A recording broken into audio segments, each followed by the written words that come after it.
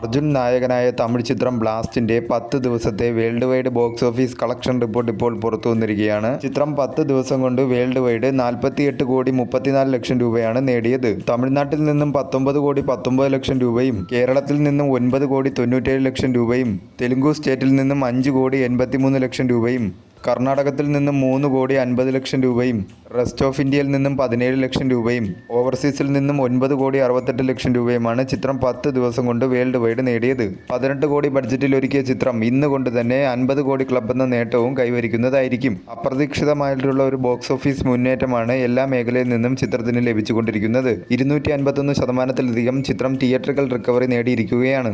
125% ചിത്രം ബഡ്ജറ്റ് റിക്കവറിയും നേടിയിരിക്കുകയാണ്. തമിഴ്നാട് കഴിഞ്ഞാൽ ചിത്രത്തിന് ഏറ്റവും കൂടുതൽ കളക്ഷൻ കിട്ടിയത് കേരളത്തിൽ നിന്നുമാണ്.